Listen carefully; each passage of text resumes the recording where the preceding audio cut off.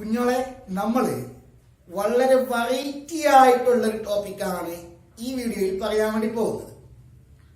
അതായത് quantum mechanical model എങ്ങനെ introduce ചെയ്യപ്പെട്ടു എന്നതിലേക്ക് നമ്മൾ വരികയാണ്. ബോർ ആറ്റം മോഡലും അതിന്റെ ഡ്രോബാക്കുകളും കാര്യങ്ങളെല്ലാം പറഞ്ഞു. സോ എന്തായാലും പുതുതായിട്ടൊരു ആറ്റം മോഡൽ എന്തായാലും വേണം. ഡ്രോബാക്ക് ബോർ ആറ്റം മോഡലിന്റെ ന്യൂനതകൾ ഓവർകം ചെയ്യുന്ന രീതിയിലുള്ള ഒരു ആറ്റം മോഡൽ എന്തായാലും വേണം. ഓക്കെ, ആ ആറ്റം മോഡലിന്റെ കണ്ടുപിടുത്തത്തിലേക്ക് നയിച്ച കാര്യങ്ങളാണ് നമ്മൾ ഇനി പറയാൻ വേണ്ടി പോകുന്നത്. ഓക്കെ, അപ്പൊ ഡിസ്കസ് ചെയ്യാൻ വേണ്ടി പോകുന്ന കാര്യം ഇതാണ്: D Broglie's hypothesis of dual nature of matter. D Broglie's hypothesis of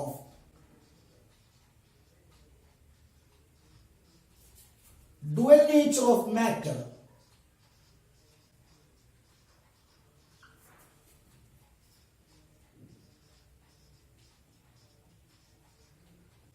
നമ്മൾ ഡുവൽ നേച്ചർ ഓഫ് റേഡിയേഷൻ എന്ന് പറഞ്ഞിട്ട് മുമ്പ് ഒരു ക്ലാസ്സിൽ പറഞ്ഞിട്ടുണ്ട്. എന്താണ്?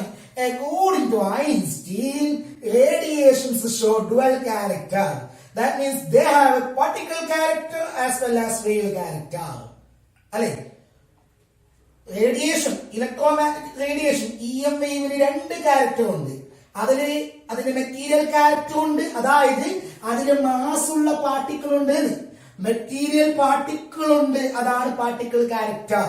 മാസ് ഉള്ള പാർട്ടിക്കിൾ ഉണ്ടോ എങ്കിൽ അതാണ് മെറ്റീരിയൽ പാർട്ടിക്കിൾ ക്യാരക്ടർ. മാസ് ഉള്ള പാർട്ടിക്കിൾ മൂവ് ചെയ്യുന്നത് എങ്ങനെയല്ല, സ്ട്രെയിറ്റ് ആയിട്ട് ഇങ്ങനെ പോകുന്നതല്ല മൂവ് ചെയ്യുമ്പോൾ. പിന്നെയോ they move in the form of wave. Electromagnetic വേവിന് എന്തുണ്ട്? Material particle character and wave character. അത് ഐൻസ്റ്റീൻ പറഞ്ഞതാണ്. ഡി ബ്രോഗ്ലി പിന്നീട് പറഞ്ഞു, ജസ്റ്റ് ലൈക്ക് റേഡിയേഷൻസ്, കേൾക്കണം, just like radiations, matter also exhibit dual character. ഒരേ സമയം രണ്ട് സ്വഭാവങ്ങൾ കാണിക്കുന്നത് റേഡിയേഷൻസ് മാത്രമല്ല, മാറ്ററിനും ആ സ്വഭാവമുണ്ട്. എല്ലാ മാറ്ററിനും പാർട്ടിക്കിൾ ക്യാരക്ടർ ഉണ്ട്, വേവ് ക്യാരക്ടർ ഉണ്ട്. പാർട്ടിക്കിൾ ക്യാരക്ടർ എന്ന് പറഞ്ഞാൽ ഇത്രയേ ഉള്ളൂ, അതിന് മാസ് ഉണ്ട്. വേവ് ക്യാരക്ടർ എന്ന് പറഞ്ഞാൽ മൂവ് ചെയ്യുമ്പോൾ അതുമായിട്ട് അസോസിയേറ്റ് ചെയ്തിട്ട് വേവ് ഉണ്ടാകും. നേതുപോലെ ഇതാ ഇവിടെ റേഡിയേഷൻ, ഇലക്ട്രോമാഗ്നറ്റിക് റേഡിയേഷന്റെ കേസിൽ ക്വാണ്ടം മൂവ് ചെയ്യുന്നല്ലേ നമ്മൾ പറഞ്ഞത്. ഓക്കെ, ആ ക്വാണ്ടം മൂവ് ചെയ്യുന്നത് in the form of wave ആണ്. ഓക്കെ, അതേപോലെ മാറ്റർ മൂവ് ചെയ്യുമ്പോൾ അതിന്റെ കൂടെ ഒരു വേവ് ഉണ്ടാകും.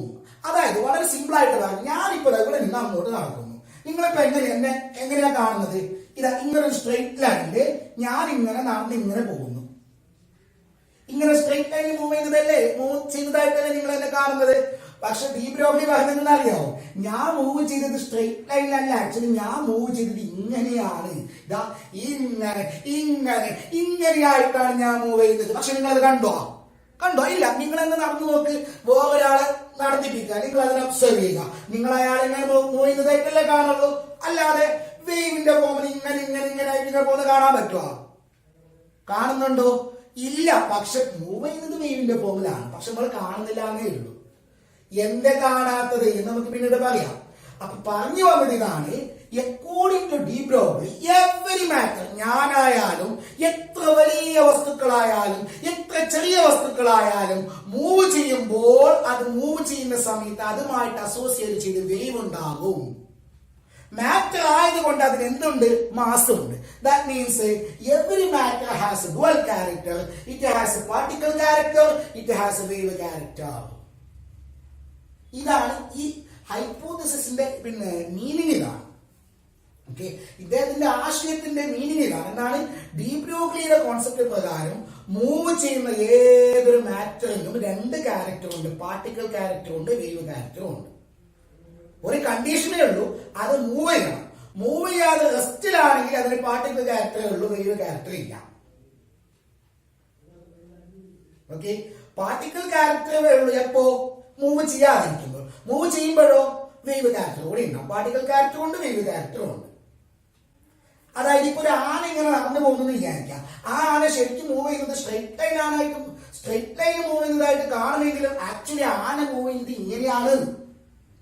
ഒരു ക്രിക്കറ്റ് ബോളിനെ നിങ്ങൾ അടിച്ചിങ്ങനെ പറത്തി, അപ്പൊ ആ ക്രിക്കറ്റ് ബോൾ ഇങ്ങനെ മൂവ് ചെയ്യുന്നത് കാണാമെങ്കിലും ആക്ച്വലി ആ ക്രിക്കറ്റ് ബോൾ മൂവ് ചെയ്തത് ഇങ്ങനെയാണ്.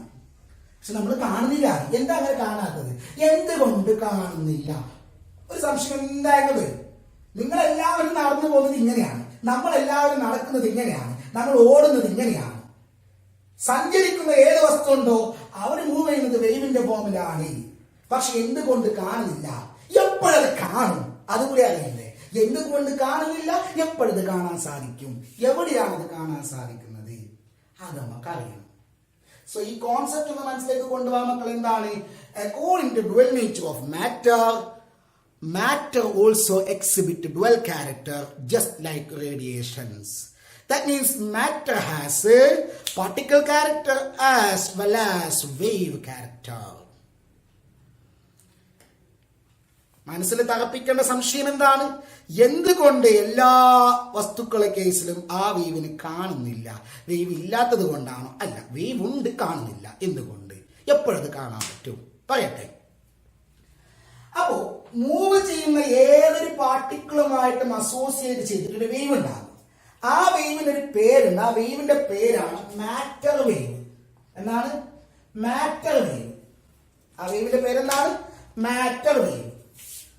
Matter wave. നമ്മൾ മുമ്പ് പഠിച്ച ഇലക്ട്രോമാഗ്നറ്റിക് വേവിൽ അതിൽ നിന്ന് വ്യത്യസ്തമായിട്ടുള്ളതാണ്. ഒരു വസ്തു, മാസുള്ള ഒരു വസ്തു ഇങ്ങനെ നടന്നു പോകുമ്പോൾ, ഒന്ന് മൂവ് ചെയ്യുമ്പോൾ, ചെറുതായിട്ട് മൂവ് ചെയ്യുമ്പോൾ അതുമായിട്ട് അസോസിയേറ്റ് ചെയ്തിട്ട് ഒരു വേവ് ഉണ്ടാവും. ആ വേവിന്റെ പേരാണ് മാറ്റർ വേവ്. ഓക്കെ, അപ്പൊ ഞാൻ നടന്നു പോകുമ്പോൾ ഞാനുമായിട്ട് അസോസിയേറ്റ് ചെയ്തിട്ടുള്ളത് എന്റെ മാറ്റർ വേവ്. ഞാൻ ഈ പേന ഇങ്ങനെ ചലിപ്പിക്കുമ്പോൾ ആക്ച്വലി ആ പേന ചലിച്ചത് ഇങ്ങനെയാണ്, കാണുന്നില്ലാതെ ഉള്ളൂ. അപ്പൊ ഇതുമായിട്ട് അസോസിയേറ്റ് ചെയ്തിട്ട് ഇപ്പൊ അവിടെ ഒരു വേവ് ഉണ്ടായിരുന്നു, അത് അതിന്റെ മാറ്റർ വേവ്. ഏത് വസ്തു ചലിച്ചു കഴിഞ്ഞാലും അതുമായിട്ട് അസോസിയേറ്റ് ചെയ്തിട്ട് ഒരു വേവ് ഉണ്ടാകും. ആ വേവിന്റെ പേരെന്താണ്? Matter wave. അല്ലെങ്കിൽ വേറെ പേരാണ് D Broglie wave. D Broglie wave. അപ്പൊ അതിന്റെ കണ്ടീഷൻ തന്നെ അതിൽ പറയുന്നുണ്ട്. Associated with every moving particles. Associated with every moving particles there is a wave and that wave is called matter wave. അപ്പൊ മൂവ് ചെയ്താലേ വേവ് ഉണ്ട്, ഇല്ലെങ്കിൽ വേവ് ഇല്ല. ഇനി നമ്മൾ ആ സംശയത്തിലേക്ക് പോവാണ്. എന്തുകൊണ്ട് അത് കാണുന്നു ചില കേസിൽ, എന്തുകൊണ്ട് ചില കേസിൽ അത് കാണുന്നില്ല? അതറിയണമെങ്കിൽ ഈ മാറ്റർ വേവിന്റെ, അതായത് പാർട്ടിക്കിൾ മൂവ് ചെയ്യുമ്പോൾ ഉണ്ടാകുന്ന മാറ്റർ വേവിന്റെ വേവ് ലെങ്ത് കണ്ടുപിടിക്കണം. വേവ് ലെങ്ത് എങ്ങനെ കണ്ടുപിടിക്കാം? നോക്കോ, ഡി ബ്രോഗ്ലി വേവിന്റെ വേവ് ലെങ്ത് ഡി ബ്രോഗ്ലി എങ്ങനെ കണ്ടെത്തി? അതാണ് ഞാൻ നെക്സ്റ്റ് പറയാൻ വേണ്ടി പോകുന്നത്. ഈ ഡി ബ്രോഗ്ലി കോൺസെപ്റ്റ് പറഞ്ഞത് എങ്ങനെയാണെന്നറിയോ? ജസ്റ്റ് ലൈക്ക് റേഡിയേഷൻ എന്നാണ്. റേഡിയേഷനെ പോലെ തന്നെ മാറ്ററിന് ഈ സ്വഭാവമുണ്ട്. അപ്പൊ അദ്ദേഹം ഈ വേവ് ലെങ്ത് കണ്ടുപിടിക്കാൻ വേണ്ടിയിട്ട്, ഏത് മാറ്റർ വേവിന്റെ വേവ് ലെങ്ത് കണ്ടുപിടിക്കാൻ വേണ്ടിയിട്ട് പിന്നെ ഉപയോഗിച്ചത് റേഡിയേഷന്റെ കണ്ടീഷനാണ്. റേഡിയേഷന്റെ കേസിൽ what is the energy of photon of radiation? റേഡിയേഷന്റെ പാർട്ടിക്കിൾസിന്റെ പേരെന്താ? മാക്സ് പ്ലാങ്ക് എന്താ വിളിച്ചത്? ക്വാണ്ടം. ഐൻസ്റ്റീൻ എന്താ വിളിച്ചത്? ഫോട്ടോൺ. അപ്പോ ആ റേഡിയേഷന്റെ ഫോട്ടോണിന്റെ എനർജി എന്താ? What is the energy of photon according to Max Planck is equal to hν. അതേ ഫോട്ടോണിന്റെ എനർജി ഐൻസ്റ്റീൻ പറഞ്ഞത് എത്രയാ? Energy of photon according to Einstein is equal to mc². ഓർമ്മയില്ലേ? ഇത് രണ്ടും ഒരേ ഫോട്ടോണിന്റെ എനർജിയാണ്. ഒരേ സാധനത്തിന്റെ എനർജി രണ്ടാള് രണ്ട് രീതിയിൽ പറഞ്ഞു. ഇത് ഫോട്ടോൺ എനർജിയാണ് അക്കോർഡിംഗ് ടു മാക്സ് പ്ലാങ്ക്, ഇത് ഫോട്ടോൺ എനർജിയാണ് അക്കോർഡിംഗ് ടു ഐൻസ്റ്റീൻ. അങ്ങനെയാണ് ഈ രണ്ടും ഒന്നെ, രണ്ടും ഒരേ എനർജിയാണ്. That means hν is equal to mc². എന്താ h? Planks constant. നീ എന്താ? ആ ഇലക്ട്രോമാഗ്നറ്റിക് വേവ് ഉണ്ടല്ലോ, റേഡിയേഷൻ. ആ റേഡിയേഷന്റെ ഫ്രീക്വൻസി. m എന്താ? അതിനെ കൂടി ഇങ്ങനെ മൂവ് ചെയ്യുന്ന ഫോട്ടോൺ ഇല്ല, ആ ഫോട്ടോണിന്റെ മാസ്. എന്താണ് c? ആ ഫോട്ടോൺ മൂവ് ചെയ്യുന്ന velocity. h planks constant, new ആ റേഡിയേഷന്റെ ഫ്രീക്വൻസി. m എന്താ? ആ റേഡിയേഷനിൽ അടങ്ങിയിട്ടുള്ള ഫോട്ടോണിന്റെ മാസ്. സി എന്താ, അതായത് ക്വാണ്ടത്തിന്റെ മാസ്. സി എന്താ, അത് മൂവ് ചെയ്യുന്ന velocity. Okay, h nu is equal to mc square or hc by lambda is equal to mc square. c cancelled ആണല്ലോ. Then from this lambda is equal to h by mc. ഇതെന്ത് lambda? ഇത് ആരപ്പ കാര്യമാ പറഞ്ഞത്?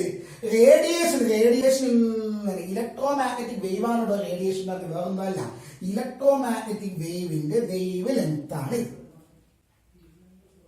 Okay, എന്താണ് M? ഈ വേവിന്റെ ഫോമിൽ ഇങ്ങനെ പോകുന്ന ക്വാണ്ടം ഉണ്ടല്ലോ, ഫോട്ടോൺ ഉണ്ടല്ലോ, ആ ഫോട്ടോന്റെ മാസ്. ഇത് മൂവ് ചെയ്യുന്ന വെലോസിറ്റി ആണ് സി. ഇനി നിങ്ങൾ ഡി ബ്രോഗ്ലിയുടെ കോൺസെപ്റ്റിലേക്ക് വാ. ഡി ബ്രോഗ്ലി എന്താ പറഞ്ഞത്? Just like radiation, just like radiation പോലെ തന്നെ matter also exhibit dual character അല്ലെ?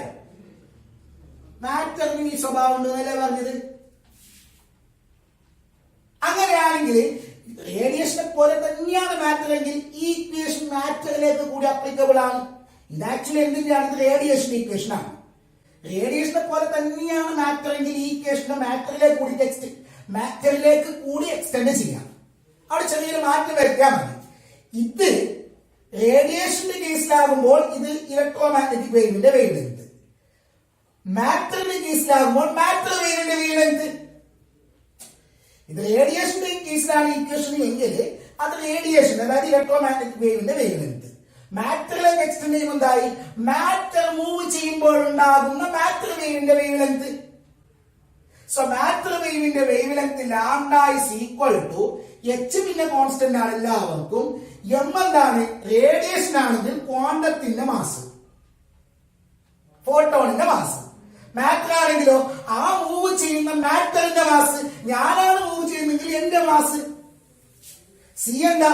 റേഡിയേഷൻ ആണെങ്കിൽ ഇലക്ട്രോമാഗ്നറ്റിക് വേവിന്റെ വെലോസിറ്റി, മാറ്റർ ആണെങ്കിലോ മൂവ് ചെയ്യുന്ന മാറ്ററിന്റെ വെലോസിറ്റി. അത് സീനേക്കാൾ കുറവാണ്, which is b. So this is the wavelength of matter wave. എങ്ങനെ കണ്ടുപിടിച്ചു? നേരെ നോക്ക്. എങ്ങനെയാണ്?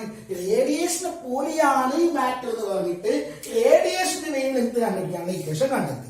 എന്നിട്ട് അതിനെ മാറ്ററിലേക്ക് എക്സ്റ്റെൻഡ് ചെയ്തു. എന്ത് ചെയ്താൽ മതി? ഈ ലാംഡ എന്നുള്ളത് റേഡിയേഷന്റെ വേവ് ലെങ്ത് ആണ് ഇവിടെയെങ്കിൽ മാറ്ററിലേക്ക് മാറ്റുമ്പോൾ മാറ്റർ വേവിന്റെ വേവ് ലെങ്ത്. എം റേഡിയേഷനിലെ ക്വാണ്ടത്തിന്റെ മാസ് ആണെങ്കിൽ ഇവിടെ മൂവ് ചെയ്യുന്നത് ആരാണ്? ക്വാണ്ടം അല്ലല്ലോ. ഞാൻ മൂവ് ചെയ്യുമ്പോൾ എന്റെ മാസ്. ഈ ഇത് സ്കെച്ച് ഈ പിന്നെന്താ മാർക്കർ പെണ്ണ് മൂവ് ചെയ്യുന്നുണ്ടെങ്കിൽ ഇതിന്റെ മാസ്. ഒരു കല്ല് മൂവ് ചെയ്യുന്നുണ്ടെങ്കിൽ അതിന്റെ മാസ്. ക്രിക്കറ്റ് ബോൾ മൂവ് ചെയ്യുന്നുണ്ടെങ്കിൽ അതിന്റെ മാസ്. ആന മൂവ് ചെയ്യുന്നുണ്ടെങ്കിൽ അതിന്റെ മാസ്. ഇലക്ട്രോൺ മൂവ് ചെയ്യുന്നുണ്ടെങ്കിൽ അതിന്റെ മാസ്. വി എന്താണ്? ആ മൂവ് ചെയ്യുന്ന ഒബ്ജക്റ്റിന്റെ velocity. So this is the wavelength of matter wave, and this is called a de Broglie wavelength. De Broglie wavelength.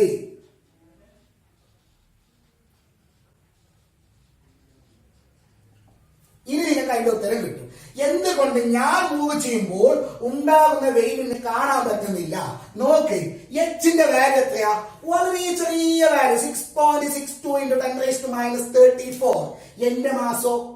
Suppose എന്റെ മാസം 100 കിലോഗ്രാം എന്ന് വിചാരിക്കുക. 100 കിലോഗ്രാം ആണെന്ന് വിചാരിക്കുക. ഓക്കെ, 100 കിലോഗ്രാമുള്ള ഞാൻ 60 മീറ്റർ/സെക്കൻഡിൽ ട്രാവൽ ചെയ്യുന്നു. ഓക്കെ, എത്ര? 60 കിലോഗ്രാം മീറ്റർ/സെക്കൻഡ് വെലോസിറ്റിയിൽ 100 കിലോഗ്രാം മാസ് ഉള്ള ഞാൻ മൂവ് ചെയ്യുന്നു. ഞാനെങ്കിൽ ഞാൻ മൂവ് ചെയ്യുന്നത് 60 മീറ്റർ/സെക്കൻഡ് ഞാൻ മൂവ് ചെയ്യുന്നു എങ്കിൽ ഞാനുമായിട്ട് അസോസിയേറ്റ് ഒരു വേവ് ഉണ്ടാവില്ലേ? ആ വേവിന്റെ വേവ് ലെങ്ത് കണ്ടുപിടിച്ചിരുന്നു. Lambda is equal to 6.62 × 10⁻34 divided by 100 × 60. Okay, ഇത് അപ്രോക്സിമേറ്റ്ലി 6.62 × 10⁻34 ഡിവൈഡഡ് ബൈ 6 × 1000 അല്ലെ? ഇത് അപ്രോക്സിമേറ്റ്ലി 6 ആണ്. അപ്പൊ എന്താണ്? 10⁻⁻, ഇത് മുകളിലോട്ട് പോകുമ്പോൾ എന്തായി? 10⁻⁻37 മീറ്റർ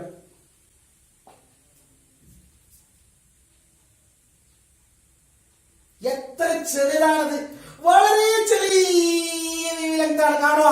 കാണുക ഇല്ല. അതേ സമയം അവിടെ മൂവ് ചെയ്യുന്നത് ഒരു ഇലക്ട്രോൺ ആണെന്ന് വിചാരിക്കേ. അത് ഇലക്ട്രോൺ ആണെങ്കിലോ ലാംഡ ഇസ് ഈക്വൽ ടു ഇതേ വെലോസിറ്റിയിൽ ഞാൻ മൂവ് ചെയ്ത അതേ വെലോസിറ്റിയിൽ ഒരു ഇലക്ട്രോൺ മൂവ് ചെയ്യുന്നു എങ്കിൽ അതിന്റെ വേവ് ലെങ്ത് കണ്ടുപിടിക്കാം. 6.62 into 10⁻⁻34 ഡിവൈഡഡ് ബൈ എത്ര ഇലക്ട്രോണിന്റെ മാസ് 9.1 into 10⁻31 ഇൻറ്റു ഇതേ വെലോസിറ്റി 60 m/s. അപ്പൊ ഇത് ചെയ്ത് കഴിഞ്ഞാൽ നിങ്ങൾക്ക് അപ്രോക്സിമേറ്റ്ലി 10⁻⁵ മീറ്റർ എന്ന് കിട്ടും. ഇതിനേക്കാൾ എത്ര വലുതാണ്? 10⁻32 ടൈംസ് വലുതാണ്. ഇതാ എന്റെ വേവ് ലെങ്ത്തിന്റെ 10⁻32 ടൈംസ് വലുതാണ്. എത്രയോ വലിയ വേവാണ്. അതുകൊണ്ട് ഇലക്ട്രോൺ മൂവ് ചെയ്യുമ്പോൾ, ചെറിയ പാർട്ടിക്കിൾ ആയിട്ടുള്ള ഇലക്ട്രോൺ മൂവ് ചെയ്യുമ്പോൾ അതുമായിട്ട് അസോസിയേറ്റ് ചെയ്ത വേവ് ഒബ്സർവ് ചെയ്യാൻ പറ്റും. അവിടെ അതിന് സിഗ്നിഫിക്കൻസ് ഉണ്ട്. അതേസമയം വലിയ പാർട്ടിക്കിൾ അന്ന് മൂവ് ചെയ്യുമ്പോൾ അവിടെ ഉണ്ടാകുന്ന വേവ് ഉണ്ട്, വേവ് ലെങ്ത് ചെറുതായതുകൊണ്ട് കാണാൻ പറ്റൂല. ഈ ഇക്വേഷനിലേക്ക് തന്നെ നോക്ക്. ഇതാണല്ലോ ഡി ബ്രോഗ്ലി വേവ് ലെങ്ത് കണ്ടുപിടിക്കാനുള്ള ഇക്വേഷൻ അല്ലെ? അതില് ആ ഇക്വേഷനിൽ lambda is equal to h/mv. ഇതാണ് പാർട്ടിക്കിൾ ക്യാരക്ടർ. മാസ് ആണ് പാർട്ടിക്കിൾ ക്യാരക്ടർ. വേവ് ക്യാരക്ടർ ആണ് ലാംഡ. എന്താ? Wavelength. വേവിനല്ലേ വേവ് ലെങ്ത് ഉണ്ടാവുള്ളൂ. അപ്പൊ ഇത് പാർട്ടിക്കിൾ ക്യാരക്ടർ, ഇത് വേവ് ക്യാരക്ടർ. പാർട്ടിക്കിൾ ക്യാരക്ടർ എവിടെയാ വന്നത്? ഇക്വേഷനിൽ ഡിനോമിനേറ്ററിൽ. അപ്പൊ പാർട്ടിക്കിൾ ക്യാരക്ടർ കൂടുമ്പോൾ വേവ് ക്യാരക്ടർ കുറയും. അതായത് മാസ് കൂടുമ്പോൾ വേവ് ലെങ്ത് കുറയും. ഞാൻ മാസ് കൂടിയ സാധനമാണ്, അതുകൊണ്ട് ഞാൻ മൂവ് ചെയ്യുമ്പോൾ ഉണ്ടാകുന്ന വേവിന്റെ വേവ് ലെങ്ത് കുറവാണ്. അതേസമയം മാസ് കുറവുള്ള വസ്തുക്കൾ മൂവ് ചെയ്യുമ്പോഴോ അതിന്റെ വേവ് ലെങ്ത് ക്യാരക്ടർ കൂടും. ദാറ്റ് മീൻസ് ഈ ഡി ബ്രോഗ്ലി വേവ് ലെങ്ത് എന്ന് പറയുന്ന സംഗതി എന്തിന്റെ കേസിൽ മാത്രമേ സിഗ്നിഫിക്കൻസ് ഉള്ളതിന് പ്രാധാന്യമുള്ളൂ? ചെറിയ പാർട്ടിക്കിൾസ് മൂവ് ചെയ്യുമ്പോഴേ അതിന് പ്രാധാന്യമുള്ളൂ, സിഗ്നിഫിക്കൻസ് ഉള്ളൂ. വലിയ പാർട്ടിക്കിൾസിന്റെ കേസിൽ ഡി ബ്രോഗ്ലി വേവ് എന്ന് പറയുന്നത് അല്ലെങ്കിൽ ഡുവൽ നേച്ചർ എന്ന് പറയുന്നത് ഇൻസിഗ്നിഫിക്കന്റ് ആണ്. അതിന് വലിയ പ്രാധാന്യമൊന്നുമില്ല. ഞാൻ മൂവ് ചെയ്യുമ്പോൾ നിങ്ങൾ സാധാരണ സ്ട്രെയിറ്റ് ലൈൻ മൂവ് ചെയ്യുന്നത് പോലെ കാണാൻ പറ്റുള്ളൂ. എന്തുകൊണ്ട്? ഞാൻ മൂവ് ചെയ്യുമ്പോൾ ഉണ്ടാകുന്ന വേവിന്റെ വെലോസിറ്റി, വേവ് ലെങ്ത് വളരെ ചെറുതാണ്. ഇപ്പൊ ക്ലിയർ ആയ ഒരു സംശയമില്ലല്ലോ. അപ്പൊ ഒന്നുകൂടി എന്താണ് dual nature of matter? According to de Broglie, just like radiation, matter also exhibit a dual character. That means it has particle character and wave character. Okay. So associated with every moving particle there is a wave, and that wave is called a matter wave. ഏത് particle move ചെയ്താലും അതുമായിട്ട് associate ചെയ്തിട്ട് wave ഉണ്ടാവും. ആ വേവിന്റെ wave length ആണ് D Broglie wave length. ആ D Broglie wave ലെങ്ത്തിന്റെ equation ആണ്. ആ ഇക്വേഷനിൽ m എന്നുള്ളത് മൂവ് ചെയ്യുന്ന പാർട്ടിക്കിളിന്റെ മാസ്, v എന്നുള്ളത് അതിന്റെ വെലോസിറ്റി, ലാംഡ എന്നുള്ളത് ആ വേവിന്റെ wave length, h planks constant. നിങ്ങൾ അവിടെ തന്നെ നോക്ക്. ബോഡി മൂവ് ചെയ്യുന്നില്ല എന്ന് വിചാരിക്കുക. അപ്പൊ വെലോസിറ്റി എന്തായി? 0 ആയില്ലേ? അല്ലേ? അപ്പൊ എന്താണ്? h/0. എത്രയാ? ഇൻഫിനിറ്റി. എന്ന് പറഞ്ഞാല് മൂവ് ചെയ്യാത്തൊരു വേവ്, എന്താ പറയാ, വേവിന്റെ വേവ് ലെങ്ത് അല്ല, മൂവ് ചെയ്യാത്തൊരു പാർട്ടിക്കിളുമായിട്ട് അസോസിയേറ്റ് ചെയ്തിട്ട് ഒരു വേവ് ഉണ്ടെങ്കിൽ ആ വേവിന്റെ വേവ് ലെങ്ത് അത്രയും വലിയ വേവ് ലെങ്ത് ആണ്. നമുക്ക് ഒരിക്കലും കാണാനേ പറ്റില്ല. ശരിക്കും പറഞ്ഞാൽ വേവിന്റെ വേവ് ലെങ്ത് തീരുന്നതില എന്താണോ സ്ട്രെയിറ്റ് ആയിട്ട് തോന്നും, സ്ട്രെയിറ്റ് ലൈനായിട്ട് തോന്നും. എനിക്ക് അതൊന്നും ഇൻസിഗ്നിഫിക്കന്റ് ആണ്, അതൊന്നും വേണ്ട. എന്ന് പറഞ്ഞാൽ മൂവ് ചെയ്താൽ മാത്രമേ എന്തുണ്ടാവുള്ളൂ? വേവ് ഉണ്ടാവുള്ളൂ. അതിന് മാസ് കൂടുതലാണ് എങ്കിൽ വേവ് ക്യാരക്ടർ കുറവായിരിക്കും. മാസ് കുറവാണെങ്കിൽ വേവ് ക്യാരക്ടർ കൂടുള്ളൂ, വേവ് ലെങ്ത് കൂടുള്ളൂ, അപ്പോഴേ കാണുള്ളൂ. സോ അതുകൊണ്ടാണ് നമ്മൾ പറയുന്നത് in the case of heavier particles only the wave character significant. Sorry, in the case of heavier particles the wave character is insignificant, and it is significant only in the case of subatomic particles. Electron, proton പോലുള്ള alpha particles പോലുള്ള particles, ചെറിയ particles move ചെയ്യുമ്പോൾ മാത്രമേ നമുക്ക് എന്ത് കാണാൻ പറ്റുള്ളൂ? അതിന്റെ വേവ് ക്യാരക്ടർ ഒബ്സർവബിൾ ആവുള്ളൂ. ഓക്കെ, ഈ വേവ് ലെങ്ത് കണ്ടുപിടിക്കാനുള്ള വേറൊരു ഇക്വേഷൻ കൂടി ഞാൻ പറയാം. ഇത് ഒരു ഇക്വേഷൻ, ഇത് വേറൊരു ഇക്വേഷൻ. ഒരു ഇക്വേഷൻ കൂടി പറയാം. Lambda is equal to H by M V. പക്ഷെ മാസിന്റെ വെലോസിറ്റി എന്താ? മാസിന്റെ velocity is actually momentum. So H by P, മാസിന്റെ velocity is momentum, H by P ഇങ്ങനെ എഴുതാം. ഓക്കെ, ഇനി സപ്പോസ് ഒരു പാർട്ടിക്കിള് മൂവ് ചെയ്യുന്നു with a velocity v, then what will be its kinetic energy? മൂവ് ചെയ്ത പാർട്ടിക്കിളിന് കൈനറ്റിക് എനർജി ഇല്ലേ, അതെത്രയാ? Half M V square. ഞാനിതിനെ എം കൊണ്ട് മൾട്ടിപ്ലൈ ചെയ്യുന്നു, എം സ്ക്വയർ എന്നാവും. എം കൊണ്ട് ഡിവൈഡ് ചെയ്യും, എം കൊണ്ട് മൾട്ടിപ്ലൈ ചെയ്യുന്നു, എം കൊണ്ട് ഡിവൈഡ് ചെയ്യുന്നു. അപ്പൊ M square V square by M. ഇതെന്താണ്? Half into M V whole square by M ആണല്ലോ. എമ്മിന്റെ വി എന്താ? Momentum. So P square by 2m. This is energy Ek. From this, p square is equal to 2m into Ek. Okay, then what is p? Root 2m Ek. ആണല്ലോ. അങ്ങനെയാണെങ്കിൽ what will be the wavelength lambda? h by p, which is equal to h by p ക്ക് പകരം ഉപയോഗിക്കാം 2m Ek. So this is the another equation to find out the wavelength of matter wave. Okay, അപ്പൊ kinetic എനർജിയുടെ ടേംസിൽ കണ്ടുപിടിക്കാനുള്ള equation ആണിത്. മൊമെന്റത്തിന്റെ ടേംസിൽ, മാസിന്റെ വെലോസിറ്റിയുടെ ടേംസിൽ 3 ഇക്വേഷൻ പഠിക്കണം. H by M V, H by P, H by root 2m Ek. Okay, അപ്പൊ ഇതൊക്കെ വെച്ചിട്ട് പ്രോബ്ലംസ് ചെയ്യാനുണ്ട്. അടുത്തത്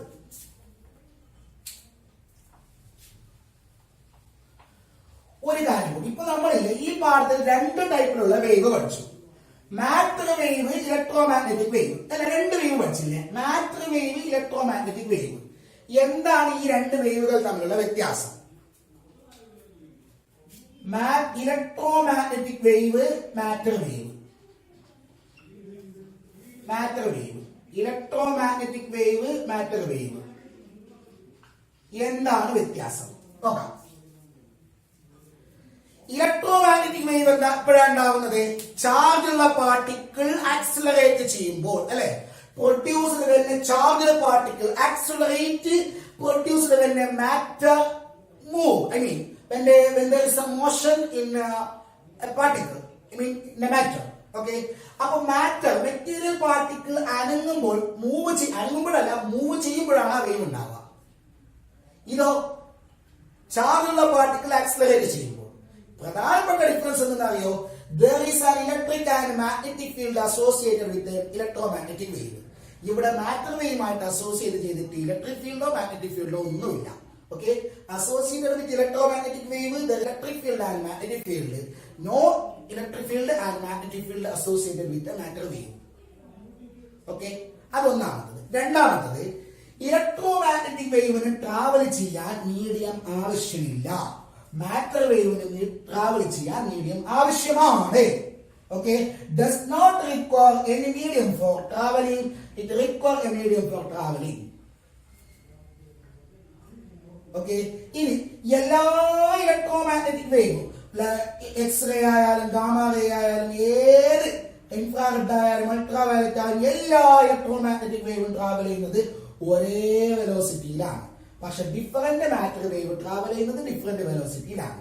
ഞാൻ അനങ്ങുമ്പോൾ ഉണ്ടാകുന്ന വേവിന്റെ വെലോസിറ്റി എന്റെ മോഷന്റെ വെലോസിറ്റി ആണ്. ഞാൻ സ്പീഡിൽ മൂവ് ചെയ്യുമ്പോഴോ അപ്പൊ വേറൊരു വേവ് ഉണ്ടാവും, അതിന്റെ വേവിന്റെ വെലോസിറ്റി വേറെ ആയിരിക്കും. ഞാൻ നടക്കുമ്പോഴും ഞാൻ ഓടുമ്പോഴും ഞാൻ എല്ലാം ഇങ്ങനെ അനങ്ങുമ്പോഴും ഉണ്ടാകുന്ന വേവ് എല്ലാം ഒരേ വെലോസിറ്റി ആയിരിക്കുമോ? അല്ല, എന്റെ വെലോസിറ്റിയാണ് എന്റെ മാറ്റർ വേവിന്റെ വെലോസിറ്റി. ഞാൻ ഇതാ ഈ പേന എറിഞ്ഞു, അല്ലെങ്കിൽ ഞാൻ ക്രിക്കറ്റ് ബോൾ അടിച്ചു പറത്തി, ആ സമയത്തുണ്ടാകുന്ന വേവിന്റെ വെലോസിറ്റി ഞാൻ അനങ്ങുമ്പോഴുണ്ടാകുന്ന വേവിന്റെ വെലോസിറ്റി അല്ല. So different matter wave has A different velocity. അതേസമയം എല്ലാ ഇലക്ട്രോമാഗ്നറ്റിക് വേവിനും ഒരേ വെലോസിറ്റിയാണ്. മനസ്സിലാവുന്നുണ്ടോ? ഒന്നാമത്തെ difference, associated with an electromagnetic wave there is an electric and magnetic field, no electric and magnetic field. രണ്ടാമത്തെ എന്താണ്? does not require any medium for propagation. require a medium for propagation. മൂന്നാമത്തെ എന്താണ്? all electromagnetic wave travel with the same velocity, travel with a different velocity. ഇനിയോ എല്ലാത്തിന്റെയും velocity 3 into 10⁸ metre per second ആണ്.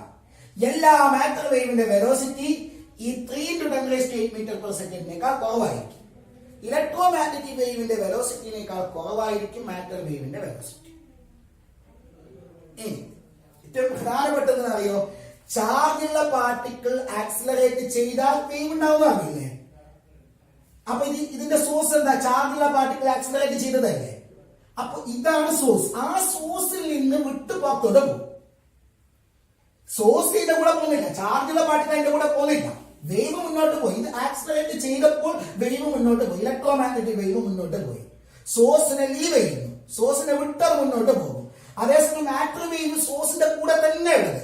ഞാൻ അനങ്ങുമ്പോഴാണ് wave ഉണ്ടാകുന്നത്, ഞാൻ അനങ്ങാതിരിക്കുമ്പോൾ wave ഇല്ല. അപ്പൊ മാറ്റർ വേവ് സോഴ്സിനെ വിട്ടുപോകില്ല, സോഴ്സിന്റെ കൂടെ തന്നെ ഉണ്ട്. സോഴ്സ് അനങ്ങുമ്പോൾ ആ വേവ് ഉണ്ടാവും, സോഴ്സ് അനങ്ങാത്തപ്പോൾ ആ വേവ് ഇല്ല. അതേസമയം ഇവിടെയോ ചാർജുള്ള പാർട്ടിക്കിൾ അനങ്ങുമ്പോൾ ഉണ്ടാകുന്ന വേവ് സോഴ്സിനെ വിട്ടിട്ട് മുന്നോട്ട് പ്രൊപ്പഗേറ്റ് ചെയ്യും, പോയി പോകുന്നുണ്ടാവും. So these are the important differences between electromagnetic wave and matter wave. Okay,